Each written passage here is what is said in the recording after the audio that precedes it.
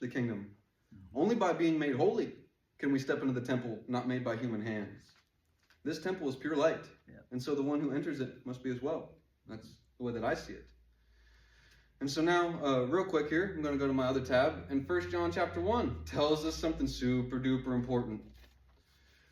In John chapter 1, I think that's verse 5, and it's his first letter. And it's always the hardest one to find. I was talking to Fred on the phone and trying to flip to it, but it's wrapped right there between Revelations. Yeah. And it's a real short one. But it's very important. So important what he says. It's so important. Here we go. And this is verse 5. And right above it says, conditions for fellowship, conformity to a standard. Well, what's the most important thing he says? This message we have heard from him and declared to you, God is light. So, first of two bullet points that are very important.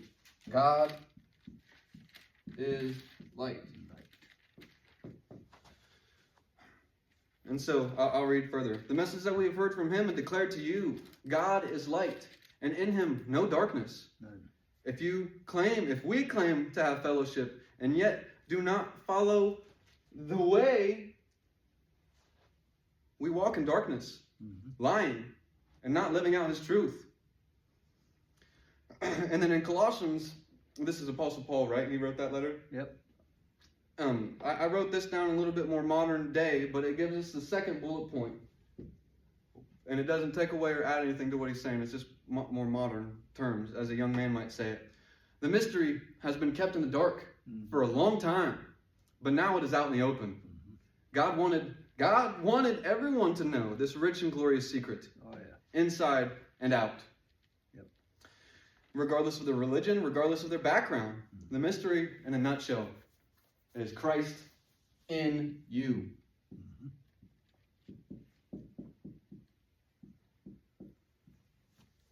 I don't know about you guys.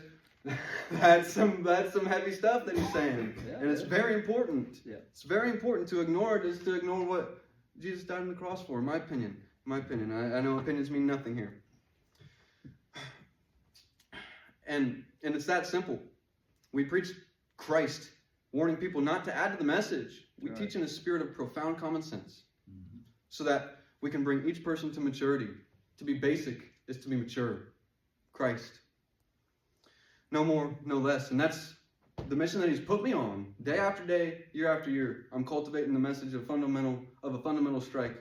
So anybody can know that they have the power